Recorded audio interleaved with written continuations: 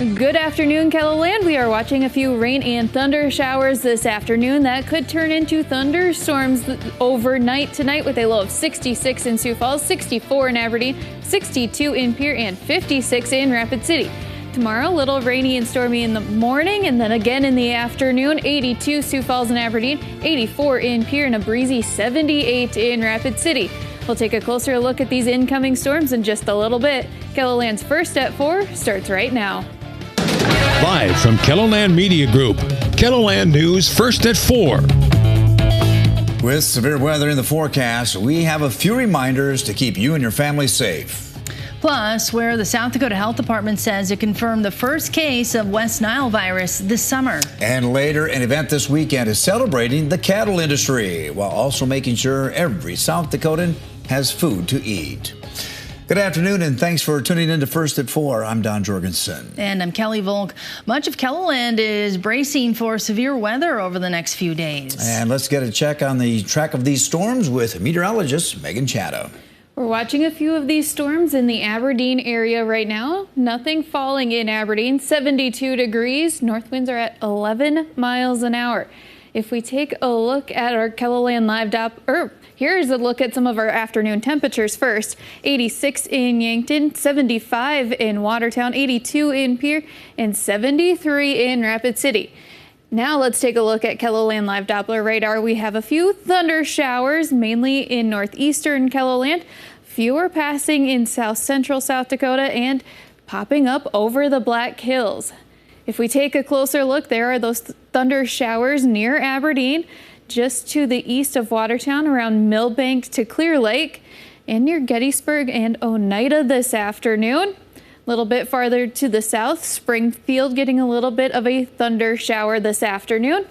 And in western South Dakota, we have a few of those thunder showers popping up in the northern Black Hills between Beulah towards Lead and Deadwood this afternoon, producing lightning. We do have a risk for severe weather.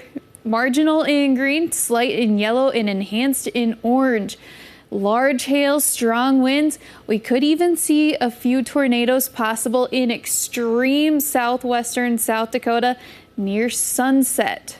Otherwise, for tonight, 66 in Sioux Falls, 64 in Aberdeen, 62 in Pierre, and 56 in Rapid City.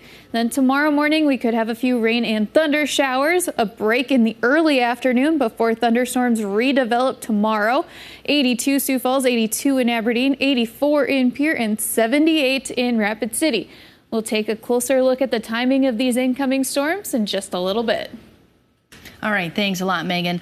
Well, here's a few safety reminders during severe weather. Know the difference between a watch and a warning. A severe thunderstorm watch allows people time to prepare, while a warning means you need to take shelter immediately. And if you are in a vehicle, it is safer than being in the outdoors, but you should drive to the closest shelter if there's time. And if you are at home, out shopping, or at work, find a large room with no windows or outside doors to take shelter. Also, if possible, get under something sturdy such as a heavy table or workbench. You can also use a thick blanket to protect your head and body. Now, to stay on top of these storms, make sure to download the KELOLAND Storm Tracker app to your smart devices. You can receive weather alerts and watch the radar to see when the storms will hit your area. And given the forecast, staying weather aware will be important over the weekend. Tomorrow marks the 20th anniversary of Tornado Tuesday in South Dakota. KELOLAND's Tom Hansen explores the history of tornadoes in South Dakota and looks at how tornadoes are rated in strength and how quickly they can become dangerous. That's coming up tonight on KELOLAND News at 6. Authorities in Lincoln County say they're searching for a person who is armed and dangerous. Several agencies responded to a home just outside of Harrisburg near the intersection of Cliff Avenue and 271st Street. The sheriff's office says they are looking for a man, a wanted person rather, who may be armed. Authorities say if you live near this area, you should lock your doors and make sure to take your keys out of your vehicle. Well, the U.S. government may have to pay tens of millions of dollars to landowners along the Missouri River after a court ruled it worsened flooding there since 2007. The U.S. Court of Appeals says that the government must pay for the landowners' loss of value to the land, as well as for crops, farm equipment, and buildings lost to flooding. Courts have found that the U.S. Army Corps of Engineers responsible for flooding since 2007 after it changed how it manages the Missouri River's flow to better protect the habitat of endangered fish and birds.